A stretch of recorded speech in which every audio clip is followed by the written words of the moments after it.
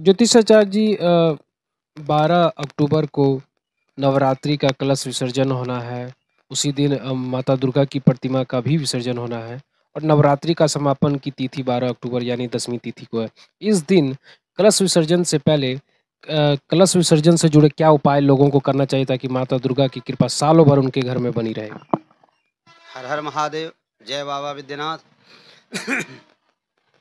शारदीय नवरात्र का जो है, जहाँ कलश स्थापन हुआ हो, घट स्थापन हुआ हो, उस कलश स्थापन में हल्दी, जल, सिक्के, सुपारी, पंचरत्न, सर्वौषधि इत्यादि देकर के कलश स्थापित किया जाता है और 9 दिन तक उसी कलश में माँ दुर्गा का पूजन षोडशोपचार से विधि विधान से किया जाता है।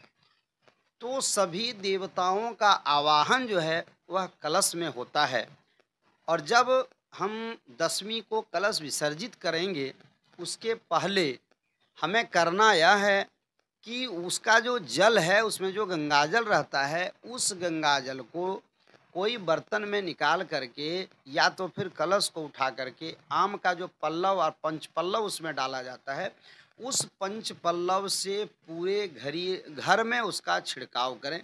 जितना आपका रूम है, सब रूमों में हर जगह गोदरेज, अलमारी, फ्रिज इत्यादि जिसमें है, जितना आपका घर का सामान है, सब में थोड़ा थोड़ा जल का छिड़काव करें।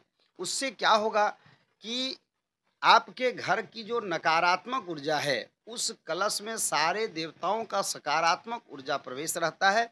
इसलिए उस जल को पूरे घर में छिड़काव करने के बाद ही, यदि कुछ जल का अंश आप कोई बर्तन में थोड़ा सा शीशी या डब्बा में उसको बंद करके आप अपने घर में रखते हैं, तो निश्चित रूप से आपके घर में जितनी भी नकारात्मक ऊर्जा है, वह सब उसके प्रभाव से समाप्त हो जाएगा।